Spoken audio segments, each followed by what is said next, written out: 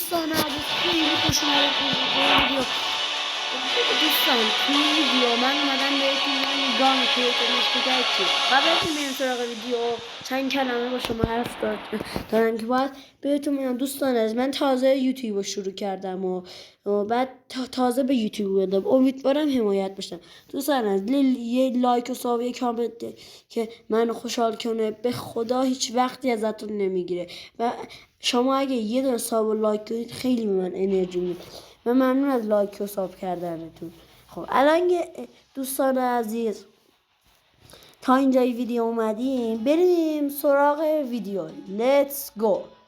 خب دوستان عزیز ما اومدیم این ویدیو بهتون بگیم که چه جوری گان کریت مشکو بگیریم.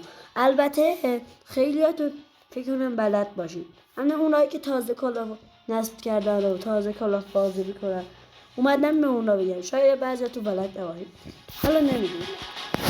خب اول این گزینه رو میزنید. این گزینه که درست خط کشیده بذارید بهتر.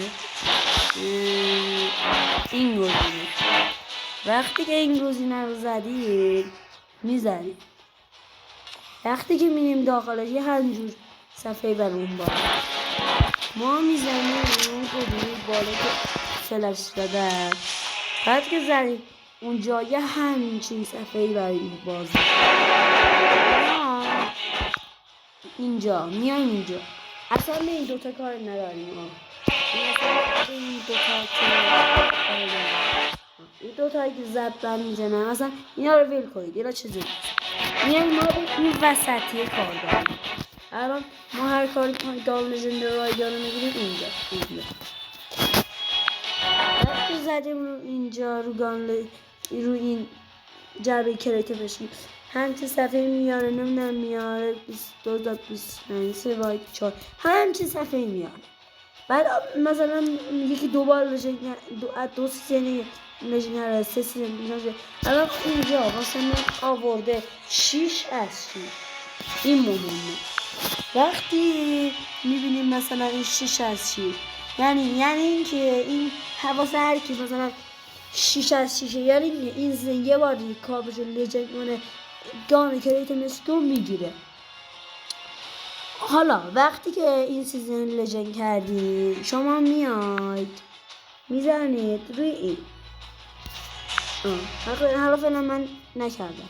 وقتی میزنید روی این ببین به راحتی سادگی نه کاری میخواد نه چیزی. یک بیوای لژندری ناب و خوب به شما میده. بعد دوستان عزیز لازم نیست حالا کاپتون رو مثلا وقتی که میرم اینجا میزنید نشون میده مثلا کجایی. الان من اینجا لازم نیست تا خود 8001 ببرید. بذارید میرم قصد اون خط بگیشم. لازم نیست تا 8001 ببرید. شما خودتون تا 8000 7601 ببرید. اینجا تا اینجا ببرید کافی. اینجا میبرید. هر کی شما تقریبا این اسکین رو بگیرید یه ردیفه میری همین جایی که بهتون گفتم و یه گان کریت مشک رو میگیرید.